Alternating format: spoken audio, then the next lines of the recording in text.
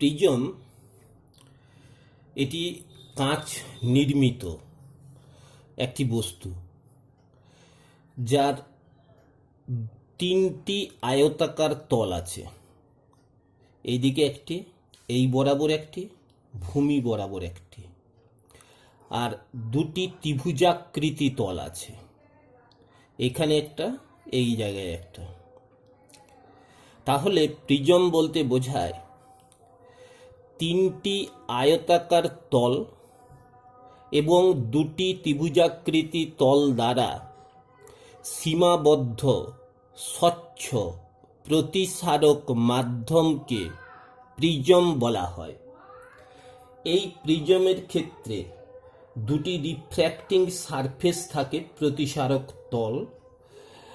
এই দিকে একটি আয়তাকার তল আছে, আর তার বিপরীতে আরেকটি আয়তাকার তল আনত অবস্থায় থাকে। এই দুটি তলকে প্রিজমের প্রতিসারক তল বলা হয়। আর যে তলের উপরে এই প্রিজমটিকে বসানো থাকে সেটি প্রিজমের ভূমি। এবং এই প্রিজমের এই যে রেখাটি, এইটিকে বলা হয় এর প্রান্ত রেখা, এডজ। আর প্রিজমের এই দুটি রিফ্র্যাক্টিং সারফেস তারা যে কোণে আনত থাকে তাকে বলা হয় তার প্রতিসারক কোণ, রিফ্র্যাক্টিভ অ্যাঙ্গেল। এই কোণটিকে বলা হয় রিফ্র্যাক্টিভ অ্যাঙ্গেল। আমরা প্রিজমের যে কোনো পরীক্ষা, প্রমাণ ইত্যাদি করার সময় এই প্রিজমেরই একটা প্রস্থচ্ছেদকে নিয়ে নেব, প্রধান ছেদ বলা হয়। এইখান থেকে একটা প্রধান ছেদকে যদি কেটে নেওয়া হয় তাহলে সেটি একটি এরকম ত্রিভুজের আকৃতি হয়। এইটাকেই একটা প্রিজমের প্রতীক ধরে নিয়ে যাবতীয় সমস্ত পরীক্ষা, প্রমাণ ইত্যাদি পরপর করে যাব। এই হচ্ছে প্রিজম।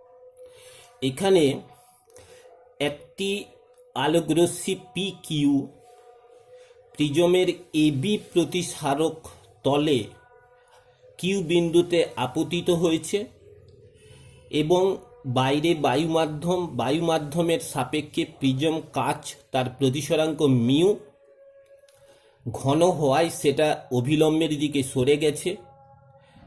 আপতন কোণ হচ্ছে I1, কিউ বিন্দুতে প্রতিসরণ কোণ হচ্ছে R1। সেই আলোকরশ্মিটি কিউ থেকে আর বিন্দু পর্যন্ত যে সেখানে আবার ঘন থেকে লঘুতে প্রতিসৃত হয়, আর থেকে এস বরাবর। ক্যাপিটাল আর বিন্দুতে আপতন কোণ হচ্ছে R2 এবং নির্গম কোণ হচ্ছে I2। ও এন একটা অভিলম্ব, ও এন ড্যাশ আরেকটা অভিলম্ব ও বিন্দুতে ছেদ করেছে। ক্যাপিটাল এ হচ্ছে ওই প্রিজমটির প্রতিসারক কোণ। তাহলে আমরা দেখতে পাচ্ছি যে পি কিউ, যে আলোক রশ্মিটি যার যাওয়ার কথা ছিল এই বরাবর, সেই আলোক রশ্মিটি আর এস বরাবর বিচ্যুত হয়েছে। তাহলে এই ক্ষেত্রে অ্যাঙ্গেল অফ ডেভিয়েশন, চ্যুতি কোণ, সেটা হচ্ছে এই কোণটি হচ্ছে তার চ্যুতি কোণ। আমরা চ্যুতি কোণের পরিমাপ করব। এখানে চ্যুতি কোণ যখন পরিমাপ করব তখন আমরা এই বিন্দুটির নাম দিচ্ছি, যে এখানে যে টি বিন্দু, এস পর্যন্ত নাম টি, এই বিন্দুটির নাম দিলাম। তাহলে এইখানে যে ত্রিভুজ পাচ্ছি কিউ টি আর,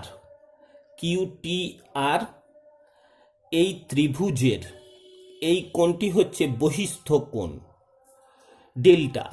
তাহলে ডেল্টা ইকুয়াল টু, আমরা জানি যে কোনো ত্রিভুজের বহিস্থ কোণ সমান হচ্ছে তার অন্তঃস্থ দুই বিপরীত কোণের সমষ্টি, অর্থাৎ টি কিউ আর প্লাস হচ্ছে কোণ টি আর কিউ, এই দুটি কোণের যোগফল। এবারে আমরা দেখব এই দুটি কোণের মান কি কি হতে পারে। এখানে দেখলাম যে I1 হচ্ছে আপতন কোণ, তাহলে এই ক্ষেত্রে টি কিউ ও সমস্ত কোণটি হচ্ছে এই I1 এর বিপ্রতীপ কোণ। তাহলে সমস্ত কোণটি যদি বিপ্রতীপ কোণ I1 এর সঙ্গে সমান হয়, তাহলে টি কিউ আর সমান হচ্ছে কত না I1 থেকে R1 বিয়োগ করলে যা হয়। অর্থাৎ আমরা এখানে টি কিউ আর এর পরিবর্তে লিখব যে I1 মাইনাস R1 প্লাস দিলাম। আবার এবারে এই দিকের কোণটায় ফিরে এসো, টি আর কিউ এই কোণটার মান বের করতে চাইছি। একইভাবে লক্ষ্য করো এই কোণটা হচ্ছে I2 কোণ। তাহলে এই কোণটা যদি I2 হয়, তাহলে এইখান থেকে I2-র বিপ্রতীপ কোণ হচ্ছে এই সমস্ত কোণটা, অর্থাৎ টি আর ও কোণ। টি আর ও কোণটা I2-র বিপ্রতীপ কোণ হয়। তাহলে টি আর ও এর মান হচ্ছে I2। তাহলে সমস্ত কোণটার মান যদি I2 হয়, তাহলে I2 থেকে R2 বিয়োগ করলে আমরা টি আর কিউর মানটা পেয়ে যাব। তাহলে তখন লিখব I2 মাইনাস হচ্ছে R2। এটাকে একটু সাজিয়ে নিলে যেটা দাঁড়াবে I1 প্লাস হচ্ছে I2 মাইনাস হচ্ছে R1 প্লাস হচ্ছে R2।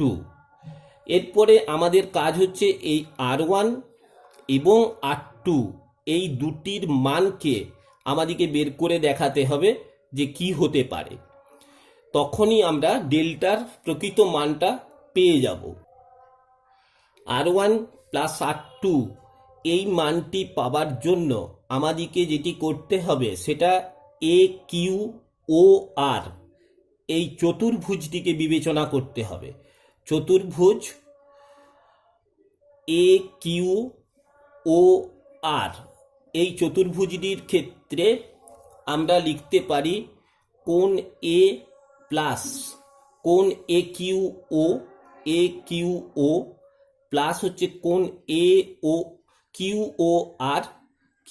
ও আর প্লাস হচ্ছে এ আর ও। এই চারটি কোণের মোট সমষ্টি হয় 4 সমকোণ, অর্থাৎ 360 ডিগ্রি। আবার লক্ষ্য করো এ কিউ ও কোণ এইটি 90 ডিগ্রি, কেননা ও এন হচ্ছে অভিলম্ব। তাহলে এ কিউ ও হচ্ছে 90 ডিগ্রি। আবার এই দিক থেকে এ আর ও কোণ এইটিও হচ্ছে 90 ডিগ্রি, কারণ ও এন ড্যাশ হচ্ছে এ সির উপর অভিলম্ব। তাহলে এই কোণটিও হচ্ছে 90 ডিগ্রি। তাহলে 90 ডিগ্রি এই দুটো এইদিকে নিয়ে গেলে বিয়োগ হয়ে যায়, অর্থাৎ এ কোণ প্লাস হচ্ছে কোণ এ আর ও সমান হচ্ছে 180 ডিগ্রি। এই দুটো কোণ 90 ডিগ্রি বিয়োগ করার পরে আমরা পেলাম 180 ডিগ্রি। তাহলে এবারে আমরা এখান থেকে যেটা পাবো কোণ এ এর মানটা, কোণ এ সমান হচ্ছে 180 ডিগ্রি মাইনাস কোণ এ আর ও। তাহলে কোণ 180 ডিগ্রি সমান হচ্ছে এ আর ও। তাহলে এ আর এখানে একটু ভুল হলো, কোণ এ আর ও এই কোণটা 90 ডিগ্রি, এ আর ওটা হচ্ছে 90 ডিগ্রি, এবং এখানে এ কিউ ও হচ্ছে 90 ডিগ্রি। তাহলে আমরা এখানে লিখব এটা কিউ ও আর, এই কোণটা থেকে যাচ্ছে এ প্লাস কিউ ও আর সমান হচ্ছে 180 ডিগ্রি। তাহলে কিউ ও আর বলতে এই কোণটাকে বোঝায়। তাহলে কিউ ও আর সমান হচ্ছে প্লাস হচ্ছে এ লিখলাম সমান হচ্ছে 180 ডিগ্রি। এবারে কিউ ও আর এর এই মানটা বের করার জন্য আমাদেরকে আরেকবার একটি ত্রিভুজ কিউ ও আর এইটিকে বিবেচনা করতে হবে। এই কিউ ও আর এই ত্রিভুজের ক্ষেত্রে তিনটি কোণের সমষ্টি 180 ডিগ্রি আমরা জানি, অর্থাৎ R1 হচ্ছে এই কোণটি, R2 হচ্ছে এই কোণটি, R1 প্লাস R2 প্লাস হচ্ছে কিউ ও আর, তিনটি কোণকে লিখলাম, তাদের সমষ্টি সমান হচ্ছে 180 ডিগ্রি। তাহলে এইখানে আমরা লিখতে পারি যে Q O R equal to 180 degree minus হচ্ছে R1 প্লাস হচ্ছে R2। এই মানটি যদি এখানে বসিয়ে দাও, এই আগের সমীকরণে, এটাকে 2 নম্বর সমীকরণ, এটাকে 3 নম্বর সমীকরণ বলছি, তাহলে 3 নম্বর সমীকরণ থেকে 2 নম্বর সমীকরণে কিউ আর মানটা যদি বসিয়ে দেওয়া যায়, তখন আমরা পাবো কি, যে বাম পক্ষটা হচ্ছে 180 degree minus R1 plus R2 plus হচ্ছে ক্যাপিটাল এ সমান হচ্ছে 180 ডিগ্রি। এবারে ডান দিকে বাম দিকে নিয়ে গেলে দেখতে পাচ্ছি আমরা যে R1 plus R2 equal to capital A, এটা হচ্ছে 4 নম্বর বললাম। তাহলে এই যে R1 প্লাস R2-র মানটা ক্যাপিটাল এ পেলাম, আমি তোমাদেরকে প্রথমেই বলেছিলাম যে আমরা এখানে যে সমীকরণটি পেয়েছি সেই সমীকরণে R1 প্লাস R2-র মানটিকে যে কোনোভাবে বের করে এখানে বসাবো। তাহলে এই ক্ষেত্রে যেটি দেখতে পেলাম R1 প্লাস R2 সমান হচ্ছে ক্যাপিটাল এ, অর্থাৎ এই প্রতিসারক কোণ প্রিজমের যেটি নির্দিষ্ট একটি মান থাকে, তাহলে ডেল্টা ইকুয়াল টু অর্থাৎ চ্যুতি সমান হচ্ছে I1 প্লাস হচ্ছে I2 মাইনাস হচ্ছে এ। এইটি একটি অত্যন্ত গুরুত্বপূর্ণ একটি সম্পর্ক, যেটি আমরা প্রিজমের পরবর্তী যা কিছু পড়াবো সব জায়গাতেই এই সম্পর্কটির প্রয়োগ হবে। Delta equal to I1 plus I2 minus A, এই সমীকরণটি অত্যন্ত গুরুত্বপূর্ণ। আমরা দেখতে পাচ্ছি যে কোনো প্রিজম তার চ্যুতি কোণ ডেল্টা সমান হচ্ছে I1 প্লাস I2 মাইনাস এ, যেখানে I1 হচ্ছে আপতন কোণ, I2 হচ্ছে নির্গম কোণ, ক্যাপিটাল এ হচ্ছে প্রতিসারক কোণ প্রিজমের।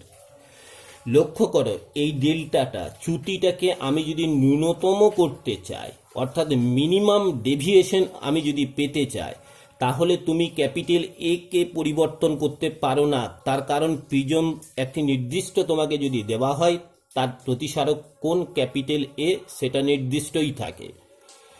অপরদিকে শুধু I2টাকে ইচ্ছা মতো পরিবর্তন করা যায় না, তুমি পরিবর্তন করতে পারো শুধুমাত্র I1কে, অর্থাৎ আলোকরশ্মিকে তুমি কি কোণে আপতিত করবে সেইটি তোমার হাতে আছে, সেইটিকে তুমি নিয়ন্ত্রণ করতে পারো। তাহলে I1 এর সাথেই কিন্তু নির্ভর করছে ডেল্টাটার মান। তাহলে I1কে পরিবর্তন করে করে আমরা দেখব এমন একটা আপতন কোণের মান যার জন্য ডেল্টাটা মিনিমাম হবে, অর্থাৎ minimum deviation delta subscript M আমরা বের করতে চাই। সেটা হয় কি, যে আমরা ধরো এক্স অক্ষ বরাবর আপতন কোণকে যদি সূচিত করি, ওয়াই অক্ষ বরাবর ডেল্টা চ্যুতিকে যদি আমরা সূচিত করি, তাহলে আমরা আপতন কোণকে ক্রমশ যদি বাড়াতে থাকি, এরকম করে এই দিক থেকে এই বরাবর যদি আপতন কোণ বাড়াতে থাকি, দেখব যে চ্যুতি কোণটা ক্রমশ কমতে থাকছে, কমতে কমতে কমতে কমতে আপতন কোণকে বাড়াতে বাড়াতে এইরকম একটা বিন্দুতে যখন আসবো, সেই সময় দেখব চ্যুতি কোণটা হচ্ছে ন্যূনতম হয়ে গেল, ডেল্টা এম। আবারও যদি আপতন কোণকে বাড়াতে থাকি, তখন চ্যুতি কোণটা ক্রমশ বাড়তে থাকবে। তাহলে আমরা দেখতে পাচ্ছি একটা বিশেষ কোণে, আপতন কোণে তখন দেখা যাচ্ছে যে চ্যুতিটা ন্যূনতম হচ্ছে। তাহলে আমরা যদি এইখানে একটা এক্স অক্ষের সমান্তরাল যদি দাগ দিই, এটাকে আমরা লিখলাম I1 ডেল্টা, দেখব যে তাহলে এটা হচ্ছে I2 ডেল্টা। তাহলে দুদিক থেকে যদি সমানভাবে এগিয়ে আসি, তাহলে দেখা যাবে যে এইখানে আপতন কোণের মানটা দাঁড়াচ্ছে I1 সমান হচ্ছে I2। যখনই আমরা আপতন কোণের মানটা নির্গম কোণের সমান করতে পারবো, তখনই আমরা চ্যুতিটা ন্যূনতম পাবো, মিনিমাম ডেভিয়েশন তখন পাওয়া যায়। আর চ্যুতি যখন ন্যূনতম হয়, তখন R1 সমান R2 হবে, সেটা আমি পরবর্তী প্রমাণে দেখিয়ে দিচ্ছি। তাহলে ন্যূনতম চ্যুতি অবস্থানে একটা প্রিজমকে স্থাপন করা যায়, এবং ন্যূনতম চ্যুতির শর্তই হলো আপতন কোণ সমান হচ্ছে নির্গম কোণ। একটা প্রিজমকে যদি তার ন্যূনতম চ্যুতির অবস্থানে রাখা যায়, তখন যে আলোক রশ্মিটা তার উপর আপতিত হয় সেই আলোক রশ্মির গতিপথটি প্রিজমের ভিতরে কেমন হয় আমরা সেটি এখানে দেখব। আমরা জানি যে বায়ু মাধ্যমের সাপেক্ষে এইখানে যে কাঁচ মাধ্যম প্রিজমটির উপাদানের তার প্রতিসরাঙ্ক হচ্ছে মিউ।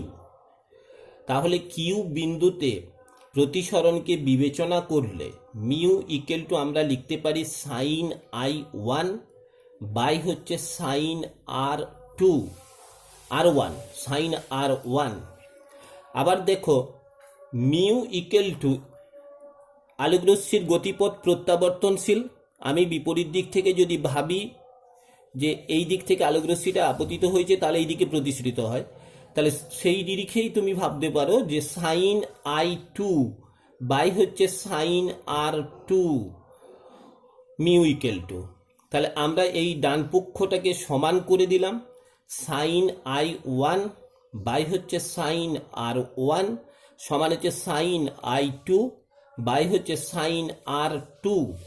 আমরা বলেইছি প্রথমেই যে এই প্রিজমটিকে তার ন্যূনতম চ্যুতির অবস্থানে রাখা হয়েছে, সুতরাং সেই ক্ষেত্রে I1 সমান I2 হতেই হয়। তাহলে এই দুটো সমান হয়ে গেলে আমরা লিখতে পারি যে সাইন R1 সমান হচ্ছে সাইন R2, অর্থাৎ R1 ইকুয়াল টু হচ্ছে R2। আমি যেটা একটু আগেই বলছিলাম যে ন্যূনতম চ্যুতির ক্ষেত্রে আরেকটা সম্পর্ক বা শর্ত হয়, সেটা হচ্ছে R1 সমান হচ্ছে R2। তাহলে R1 সমান যদি R2 হয় তাহলে এ কিউ আর এই ত্রিভুজটির কথা একটু ভেবে দেখো। এ কিউ আর এই ত্রিভুজের ক্ষেত্রে এ কিউ আর কোণ, এ কিউ আর কোণ সমান হচ্ছে এ কিউ আর কোণের মানটা হচ্ছে কত না 90 ডিগ্রি মাইনাস R1। একইভাবে এ আর কিউ সমান হচ্ছে 90 ডিগ্রি মাইনাস R2।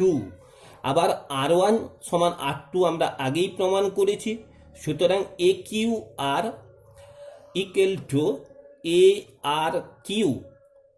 তাহলে এই দুটি ভূমি কোণ, এই ত্রিভুজটির এই দুটি ভূমি কোণ হচ্ছে সমান, সুতরাং এ কিউ আর এই ত্রিভুজটি এইটি একটি সমদ্বিবাহু ত্রিভুজ, যার এ কিউ সমান হচ্ছে এ আর।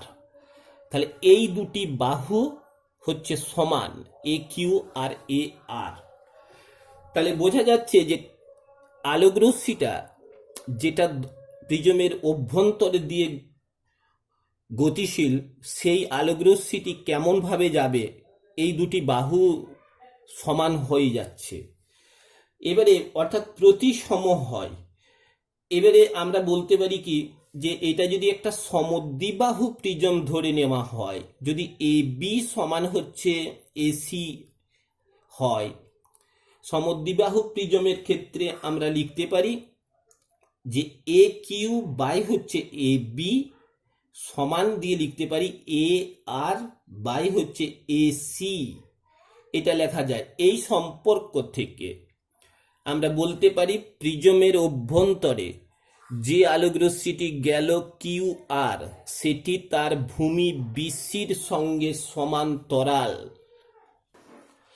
কোনো একটি প্রিজমের তার উপাদানের প্রতিসরাঙ্ক মিউ এবং ওই প্রিজমটিতে যদি ন্যূনতম চ্যুতি ঘটে, সেই ক্ষেত্রে ন্যূনতম চ্যুতি কোণ ডেল্টা এম, এদের মধ্যে পারস্পরিক সম্পর্ক কি তা আমরা এখানে নির্ণয় করে দেখব। আমরা জানি যে প্রিজমের ক্ষেত্রে চ্যুতি delta equal to I1 plus হচ্ছে I2 মাইনাস হচ্ছে ক্যাপিটাল এ।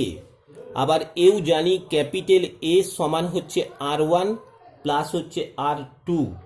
আর যেহেতু চ্যুতি হচ্ছে ন্যূনতম, সুতরাং মিনিমাম ডেভিয়েশনের জন্য আমরা জানি যে I1 ইকুয়াল টু হচ্ছে I2। তাহলে আবার R1 সমান R2ও জানি। এবারে আমরা যদি এখান থেকে I1 এর মানটা বের করতে চাই, তাহলে লিখবো যে delta M equal to I1, এই সমীকরণটি থেকে ন্যূনতম চ্যুতির কথা বলছি। I1 প্লাস হচ্ছে I2-র জায়গায় আমি I1 লিখতে পারি, মাইনাস হচ্ছে এ, অর্থাৎ এইখানে I1 ইকুয়াল টু আমরা পাচ্ছি যে delta M A plus delta M by হচ্ছে 2, এটা আমরা I1 এর মান পেলাম। একইভাবে আমরা যদি R2-র মান বের করতে চাই, তাহলে ক্যাপিটাল এস সমান আমরা জানি যে R1 প্লাস R2, তাহলে R1টাকে R1 প্লাস R1 লিখতে পারি, কেননা আমরা জানি R1 সমান R2, সমান হচ্ছে ক্যাপিটাল এ, অর্থাৎ R1 ইকুয়াল টু হচ্ছে ক্যাপিটাল এ বাই 2। এবারে প্রতিসরাঙ্ক মিউ সমান আমরা জানি সাইন I1 বাই হচ্ছে সাইন R1, তাহলে এই যে I1 এই যে R1 এই দুটো মানকে এখানে বসিয়ে দেবো, তাহলে mu equal to sine A delta M by 2 by হচ্ছে সাইন এ বাই 2। একটি অত্যন্ত গুরুত্বপূর্ণ, এটিও একটি সম্পর্ক যেটা নানা রকমের অঙ্ক করার সময় তোমাদের প্রয়োজন হবে। কোনো প্রিজমের প্রতিসারক কোণের মানটা যদি 10 ডিগ্রির কম হয়, তাহলে সেই প্রিজমগুলিকে বলা হয় পাতলা প্রিজম। এবং এই পাতলা প্রিজমের ক্ষেত্রে আমরা চ্যুতির যে সমীকরণ পেয়েছি delta equal to I1 plus I2 minus A, সেটা কিভাবে পরিবর্তিত হয় আমরা জানি যে mu equal to sine I1 by হচ্ছে সাইন R1। আগের ছবিটাকে বারবার তোমরা খেয়াল রাখবে, কোথায় I1 কোথায় R1 হয় এবং I2 R2টা কোন জায়গায় হয়, সেই ছবি সবসময় একই আমরা ধরে নিয়ে এই সমীকরণগুলি করে যাচ্ছি। এবারে যেহেতু প্রিজমটি পাতলা, তাহলে sign I1 nearly equal to I1 বলা যায়, এটাও একটা আপোষ বলা যেতে পারে। Sign R1 nearly equal to হচ্ছে R1, তাহলে আমরা এখান থেকে I1 সমান লিখতে পারি মিউ ইন্টু R1। আবার যদি এই দিক থেকে আমরা প্রতিসরণটাকে বিবেচনা করতাম, তাহলে লিখতাম মিউ সমান হচ্ছে সাইন I2 বাই হচ্ছে সাইন R2।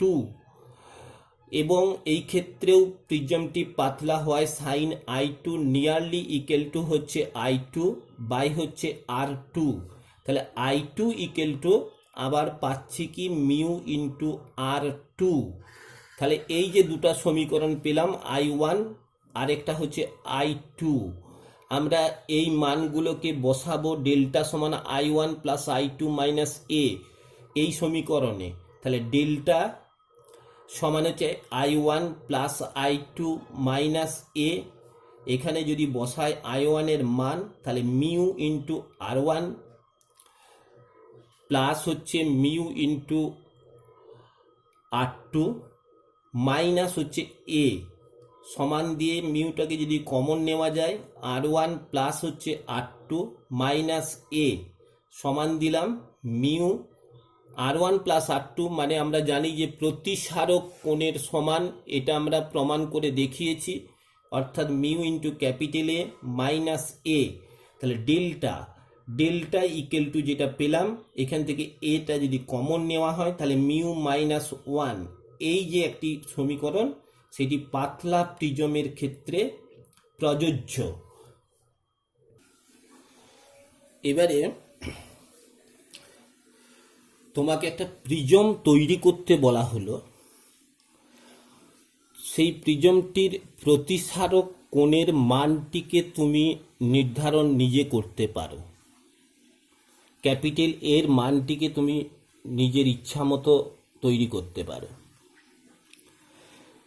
এখানে বলা হচ্ছে তুমি এমন একটি প্রিজম তৈরি করো যার জন্য এই প্রিজম থেকে কোনো রশ্মি নির্গত হবে না, এ সি তল দিয়ে কোনো আলোকরশ্মি নির্গত হবে না। সেটা কোন কোন শর্তে বলা হচ্ছে, না, তুমি একটা আলোক রশ্মিকে এবি তলের উপরে সর্বনিম্ন 0 ডিগ্রি, I1-এর মান 0 ডিগ্রিতে তুমি আপতিত করছো, তাতেও তোমার কোনো আলোক রশ্মি নির্গত হলো না। এই কোণটাকে ক্রমশ বাড়ালে I1-এর মানটাকে 0 থেকে ক্রমশ বাড়িয়ে বাড়িয়ে 30, 60, 70, 80 করে ম্যাক্সিমাম তুমি 90 ডিগ্রি কোণে আপতিত করতে পারো এবি তলে। তাহলে 0 থেকে 90 ডিগ্রির মধ্যে যে কোনো কোণেই তুমি আপতিত করো কেন, কোনো আলোকরশ্মি এসি তল দিকে নির্গত হবে না। সেই রকম একটি প্রিজমের এর মানটা কত হতে পারে, প্রতিসারক কোণের মান কত হতে পারে, সেটা আমাদেরকে এইখানে নির্ণয় করতে হবে। অর্থাৎ আলোক রশ্মিটি অন্ততপক্ষে যেন এসি তল বরাবর দুই মাধ্যমের বিভেদ তলের গা ঘেঁষে এই দিকে যেতে পারে, খুব বেশি হলে ক্যাপিটাল আর, এই বরাবর হচ্ছে ক্যাপিটাল এস, তার থেকে কোনোভাবেই ওই দিকে আলোক রশ্মি নির্গত হলো না। এখানে প্রত্যেকটা জায়গায় নাম কিন্তু সব একই রাখা হয়, I1 R1। এই ক্ষেত্রে আপতন কোণ হচ্ছে R2, আর নির্গম কোণের মান যেটা I2 আমরা বলে আসি, এই I2-র মানটা হচ্ছে 90 ডিগ্রি। আমরা এখানে সংকট কোণের কথা যদি বলি, তাহলে দেখো R2-র মানটা কিন্তু সংকট কোণকে বোঝাচ্ছে, থিটা সি কে বোঝাচ্ছে, ক্রিটিক্যাল অ্যাঙ্গেল। ক্যাপিটাল এ সমান আমরা আগেই জানি যে R1 প্লাস হচ্ছে R2, এটা আমাদের আগেই প্রমাণিত হয়ে আছে। কিউ বিন্দুতে, অর্থাৎ এই বিন্দুটিতে আমরা যদি প্রতিসরণকে বিবেচনা করি, তাহলে লিখতে পারি যে মিউ সমান হচ্ছে সাইন I1 বাই হচ্ছে সাইন R1। তাহলে সাইন R1 সমান হচ্ছে সাইন I1 বাই হচ্ছে মিউ। তাহলে R1 সমান আমি এখান থেকে লিখতে পারি যে sine inverse sine I1 by হচ্ছে মিউ। এটা আমি আগে বের করে রাখলাম এই 1 নম্বর সমীকরণে R1 এর মানটা বসাবার জন্য। এবারে R2-র ক্ষেত্রে আমরা ক্যাপিটাল আর বিন্দুতে প্রতিসরণকে বিবেচনা করব। সেখানে আমরা লিখতে পারি যে mu equal to sine I2 by হচ্ছে সাইন R2। এখানে দেখো সাইন I2 মানে হচ্ছে 90 ডিগ্রি। তাহলে সাইন I2 যদি 90 ডিগ্রি হয়, তার মান হচ্ছে, আমি একবার লিখেই দিচ্ছি, সাইন 90 ডিগ্রি বাই হচ্ছে সাইন R2 মানে হচ্ছে theta C, sine theta C লিখলাম। এবারে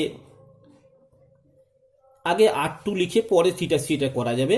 তাহলে R2 একবার লিখছি, R2 লিখার পরে সাইন R2 লিখলাম সমান হচ্ছে 1 বাই মিউ। তাহলে R2 ইকুয়াল টু হচ্ছে কি না সাইন ইনভার্স 1 বাই মিউ। তাহলে এখানে R1 এর মান পেয়েছি, এখানে R2-র মান পেলাম। এই দুটি মানকে আমি বসিয়ে দেবো 1 নম্বর সমীকরণে। তাহলে ক্যাপিটাল এ সমান লিখতে পারি sine inverse sine I1 by হচ্ছে মিউ প্লাস হচ্ছে সাইন ইনভার্স 1 বাই মিউ। এই সমীকরণটির থেকে আমরা দুটি স্পেশাল কেস নেব। প্রথমে হচ্ছে যদি আপতন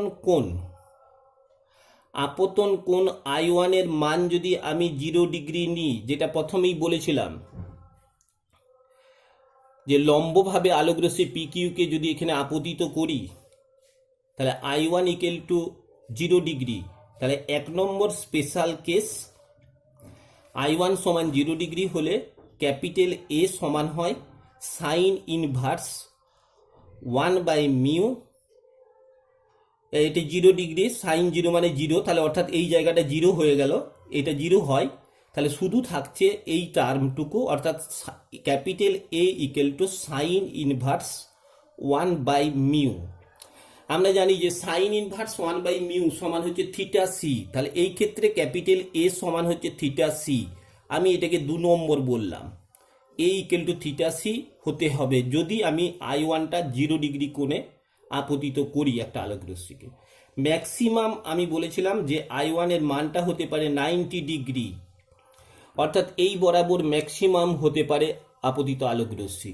90 ডিগ্রি যদি করি তাহলে এই সমীকরণটিতে আমি যদি I1 এর মান 90 ডিগ্রি বসাই, ক্যাপিটাল এ সমান হচ্ছে সাইন ইনভার্স, এখানে দেখো 90 ডিগ্রি মানে sine 90 degree 1, sine inverse 1/μ plus হচ্ছে সাইন ইনভার্স 1/μ, তাহলে সাইন ইনভার্স 1/μ মানে থিটা সি, তাহলে capital A equal to theta C plus হচ্ছে থিটা সি সমান হচ্ছে এ ইকুয়াল টু হচ্ছে 2 থিটা সি। তাহলে এইখান থেকে বোঝা যায় যে এই কোণটি, অর্থাৎ একটি প্রিজমের প্রতিসারক কোণের মান যদি 2 থিটা সি করা যায়, তাহলে সেই প্রিজম থেকে কোনো আলোক রশ্মি এসি তল থেকে নির্গত হবে না, এটাই হলো শর্ত। প্রতিসারক কোণ capital A greater than 2 theta C, এইটি অবশ্যই করতে হবে, তবে আলোক রশ্মি কোনোভাবেই গা ঘেঁষেও নয়, কোনোভাবেই সেটা এসি তলের বাইরে নির্গত হতে পারবে না। এই দ্বিতীয় ক্ষেত্রে এবার একটি বিপরীত ঘটনা, তোমাকে একটি নির্দিষ্ট প্রিজম দেওয়া হলো যার প্রতিসারক কোণ ক্যাপিটাল এর মানটি ফিক্সড, এটি পরিবর্তন করা সম্ভব নয়। তখন ওই প্রিজম থেকে এই রকম কোনো নির্গম রশ্মি পাওয়া যাবে না। এই ঘটনাটি ঘটাতে গেলে আপতন কোণের মানটা কি হওয়া উচিত, আপতন কোণের মান কত হওয়া উচিত যার জন্য এইরকম কোনো নির্গম রশ্মি পাব? আলোক রশ্মি খুব বেশি হলে এসি তল বরাবর নির্গত হতে পারে, কিন্তু এইটি কোনোভাবে চলবে না। এই রকম ক্ষেত্রে এই আপতন কোণের সীমাস্থ মান কত হবে সেটা আমাদেরকে নির্ণয় করতে হবে। তাহলে সেটা নির্ণয়